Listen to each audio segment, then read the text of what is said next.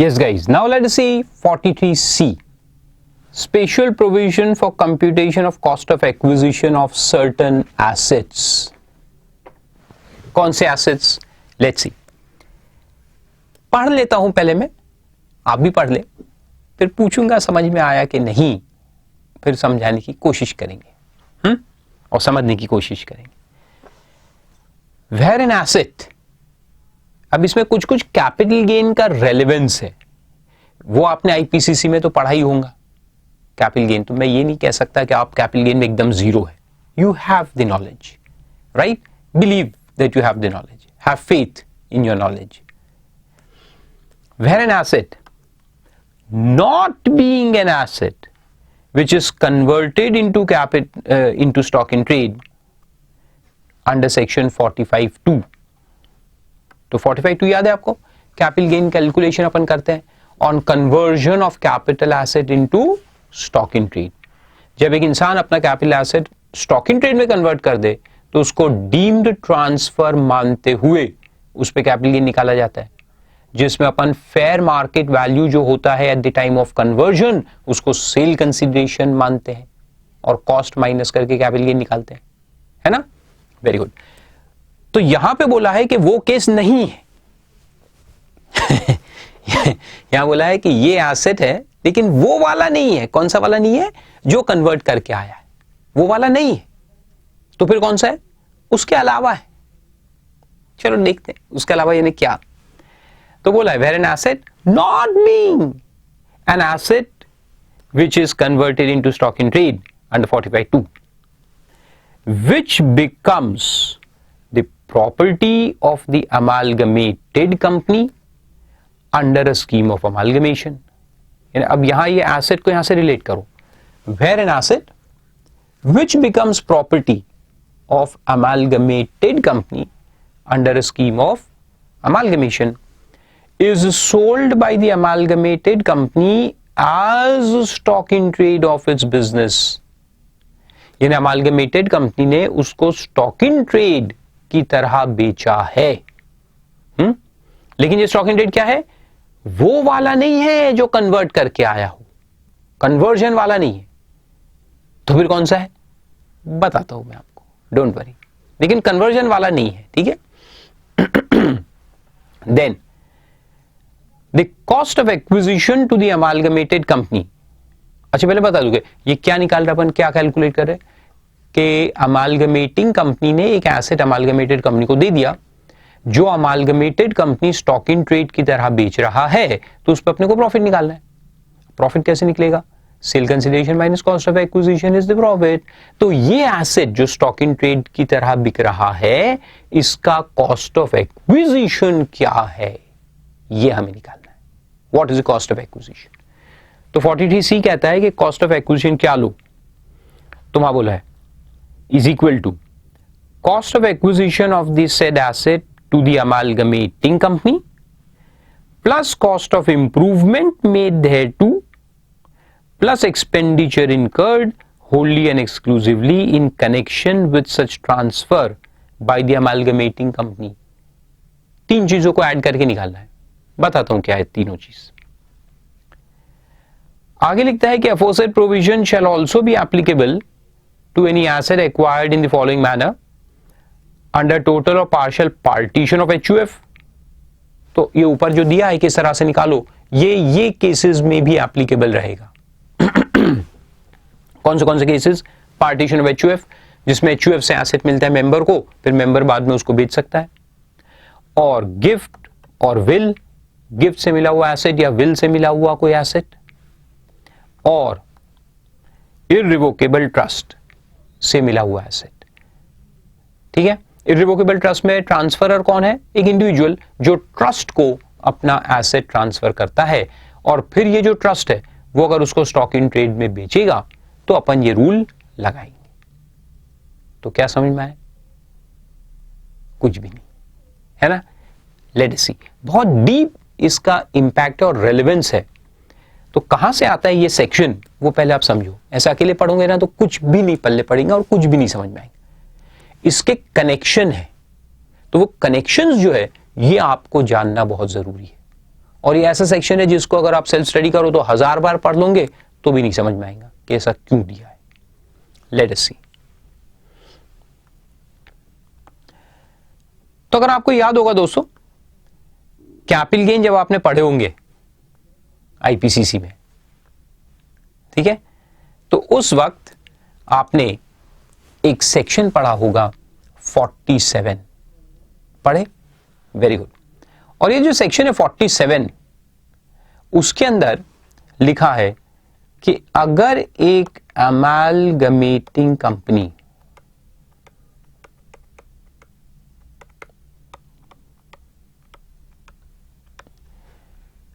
Asset transfer करती है to an amalgamated company in the scheme of amalgamation, ठीक है, ट्रांसफर होता है in the scheme of amalgamation, और ये दोनों इंडियन कंपनी जब होती है, तो ये जो ट्रांसफर है, तो ट्रांसफर किस चीज का है? कैपिटल एसेट्स का। इसके पास कोई भी एक कैपिटल एसेट था जो उसने अमालगमेशन के अंदर ट्रांसफर किया, तो इसको अपन ट्रांसफर नहीं मानते, नॉट ए ट्रांसफर,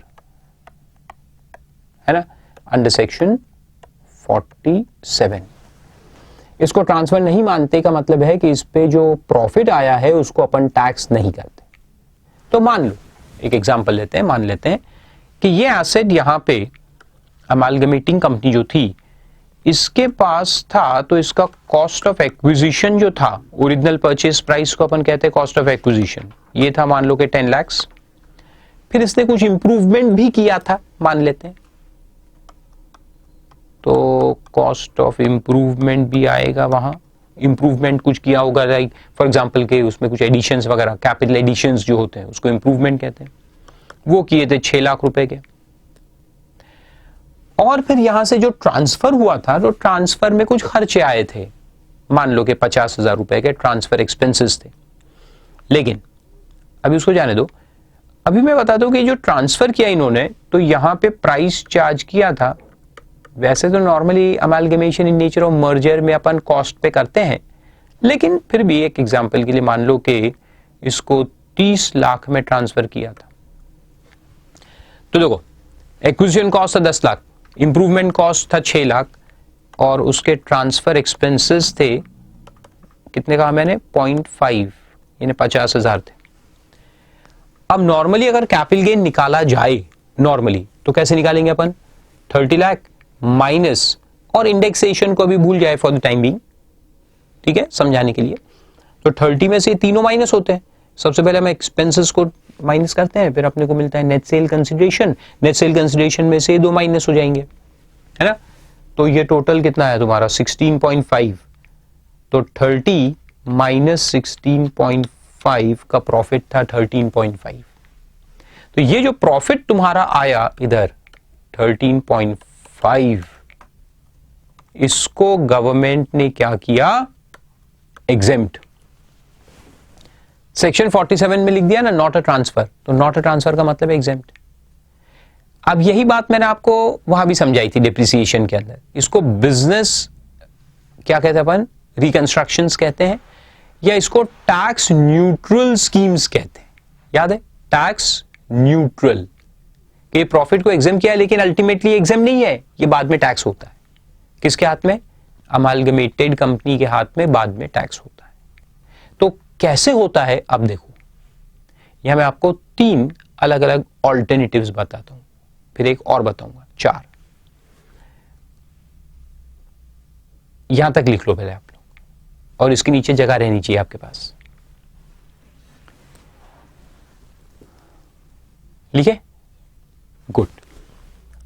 अब देखो, ये टोटल कितना हो गया तुम्हारे? यहां टोटल मार के लिख दो, 16.5 लाख, ठीक है, total. Now C point number 1, यहां पे अमालगमेटिंग कंपनी के हाथ में ये था कैपिटल एसेट, ठीक है। तो अमालगमेटेड कंपनी जब इसको लेता है अपने हाथ में, तो वो भी उसको as a capital asset record कर सकता है अपने बुक्स में, करेक्ट। इसका कैपिटल एसेट, उसका भी कैपिटल एसेट, इसका कैपिटल एसेट, उसका भी कैपिटल एसेट। तो खैर ये 13.5 को तो अपन एग्जाम कर देंगे, ट्रांसफर को अपन एग्जाम कर देंगे, सेक्शन 47 लगा देंगे इधर और ये ट्रांसफर एग्जाम्प्ट हो जाएगा। मगर ये कैपिटल एसेट जब अमालगमेटेड कंपनी बाद में बेचेगा तो उसका हम कॉस्ट ऑफ एक्विजिशन क्या लेंगे, cost to the previous owner 49(1) लगता है, याद है कैपिटल गेन का एक सेक्शन है 49(1). तो ये कैपिटल एसेट जो इसके हाथ में आया, भी किसके हाथ में, अमालगमेटेड कंपनी के हाथ में, इसका कॉस्ट जो है वो अपन लेते हैं अंडर सेक्शन 49 सबसेक्शन 1 और उसमें वही लिखा है कॉस्ट टू प्रीवियस ओनर, यानी कि 16.5। हालांकि एक्चुअल परचेज प्राइस तो 30 है, लेकिन अपन 30 नहीं लेंगे, अपन लेंगे 16.5। तो इससे क्या होता है कि बाद में वो जब एसेट को बेचेगा तो इसका जो 13.5 यहां एग्जेम्प्ट हुआ है वो बाद में वहां पर टैक्सेबल होता है, क्योंकि देखो उसका कॉस्ट तो 30 है, उसने परचेज 30 में किया था ना, लेकिन हमने कॉस्ट क्या लिया अभी 16.5। तो इसका मतलब क्या हुआ कि ये जो 13.5 इस कंपनी को एग्जेम्पशन मिला वो उस कंपनी के हाथ में बाद में टैक्स होगा, राइट। तो इसलिए उसको टैक्स न्यूट्रल कहते हैं। This is not tax exemption scheme, this is tax neutral scheme. अभी मत करो, लेकिन ये एग्जेम्प्ट मत करो, इसको बाद में टैक्स करो। अभी मत करो, बाद में करो, लेकिन करेंगे, राइट। दूसरा केस, अगर ये कैपिटल एसेट इसने लिया एज कैपिटल एसेट, ठीक है, एज अ कैपिटल एसेट लिया अमालगमेटेड कंपनी ने भी, फिर उसको कन्वर्ट कर दिया उन्होंने स्टॉक में और फिर उसको बेचा। पहले एज अ कैपिटल एसेट लिया, बुक में एज अ कैपिटल एसेट उसको रिकॉर्ड किया, फिर बाद में उसको स्टॉक में कन्वर्ट किया और बाद में चल के उसको बेच दिया। अब कैलकुलेशन कैसे होगा, कौन से सेक्शंस लगेंगे, देखो। सबसे पहले तो उनके हाथ में कैपिटल एसेट आया ना, कैपिटल एसेट आया तो अपन 49(1) लगाएंगे और 49(1) लगा करके उसमें कॉस्ट कितना रिकॉर्ड करेंगे 16.5। तो कॉस्ट 16.5 ही आएगा और 49(1) लगेगा सेक्शन है, क्योंकि उन्होंने कैपिटल एसेट रिकॉर्ड किया ना, कैपिटल एसेट को 49(1) लगता है। फिर उसको जब कन्वर्ट किया स्टॉक इन ट्रेड में तो अपन 45(2) लगाएंगे, कन्वर्जन पे 45(2) लगेगा और 45(2) में जो फेयर मार्केट वैल्यू होता है वो अपन लेते हैं। तो फेयर मार्केट वैल्यू मान लो कि यहां 33 होगा, तो 33 और इसका जो डिफरेंस है 16.5 का, यानी कि 16.5 तो ये आएगा इनकम, कैपिटल गेन करके अपन इसको टैक्स कर देंगे 16.5। Long term, short term, as a case में भी वो सब डिपेंड करेगा पीरियड ऑफ होल्डिंग के ऊपर। तो ये 16.5 का प्रॉफिट इधर टैक्सेबल हो जाएगा। और अब ये जो स्टॉक इन ट्रेड है इसका कॉस्ट क्या माना जाएगा, क्या इसमें अपन 43C लगाएंगे, amalgamated company selling the asset as stock in trade, ये लगाएंगे? नो, वहां लिखा था ना, क्या लिखा था 43C में कि where any asset is sold as stock in trade but not this one, not the one which has come by way of conversion, जो conversion से आया है वो नहीं, तो ये नहीं बोल रहा है। इसमें अपन 43C नहीं लगाएंगे, तो इसमें क्या लगाएंगे, इसमें 45(2) लगाएंगे। जो अपन 45(2) में सेल कंसिडरेशन लेते हैं वो बन जाता है फिर उसका कॉस्ट ऑफ एक्विजिशन। तो ये 33 जो है, 33 is now the cost of the stock in trade and not 16.5। तो ये 33 अब है कॉस्ट, और इसको अगर बेचा है अपन ने मान लो कि 37 में, तो ये जो डिफरेंस आया 37 sale consideration, 33 cost of acquisition, ये जो डिफरेंस आया 4 का, ये है PGBP, business income. 4 lakh will be business income, right. ये हुआ दूसरा पॉइंट। तो एक पॉइंट था जहां capital asset was recorded as a capital asset and then it was sold also as capital asset. तो इसका कॉस्ट क्या लेंगे 491 के अंदर प्रीवियस ओनर का। दूसरा केस है कि उसको कैपिटल एसेट रिकॉर्ड तो किया, बाद में उसको स्टॉक में कन्वर्ट किया और बाद में बेचा। तो फिर यहां पे क्या होगा, पहले तो 491 में इसका कॉस्ट यहां बन जाएगा कॉस्ट, फिर जो फेयर मार्केट वैल्यू होता है at the time of conversion उसको अपन इसके लिए सेल कंसिडरेशन मानते हैं, और वही फेयर मार्केट वैल्यू को स्टॉक के लिए कॉस्ट ऑफ एक्विजिशन माना जाएगा। समझ में आ रहा है? ये फेयर मार्केट वैल्यू यहां सेल कंसिडरेशन होगा कैपिटल एसेट के लिए और स्टॉक के लिए कॉस्ट ऑफ एक्विजिशन रहेगा।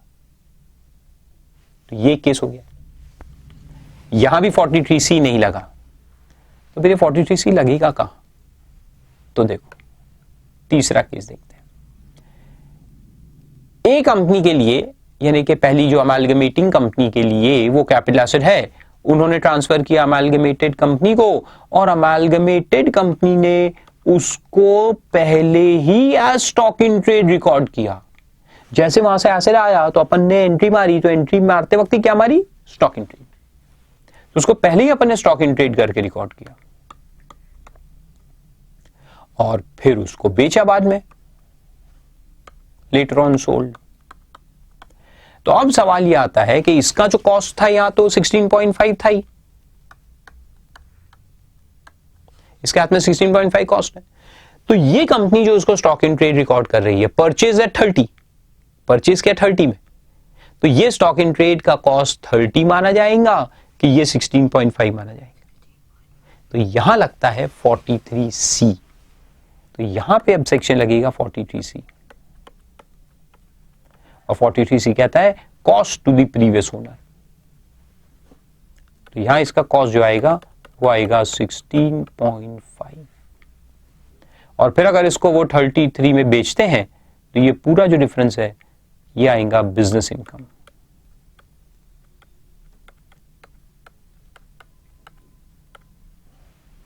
$16.5 अगर 33 में बेचा तो।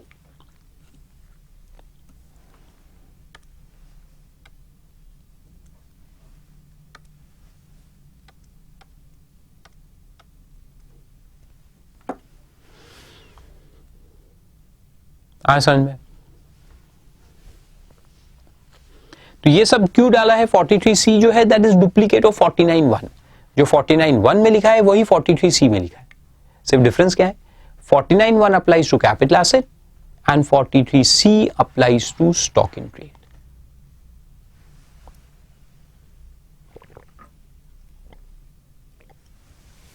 क्योंकि अगर ये सेक्शन नहीं होता 43C, तो फिर आप इसका कॉस्ट कितना लेते? 30, जो आपका एक्चुअल परचेज प्राइस है ना, वो आप ले लेते, और वो अगर ले लेते तो इधर जो प्रॉफिट एग्जेम्प्ट हुआ वो बाद में टैक्स नहीं होता, यानी it would have become an exemption scheme rather than tax neutral scheme.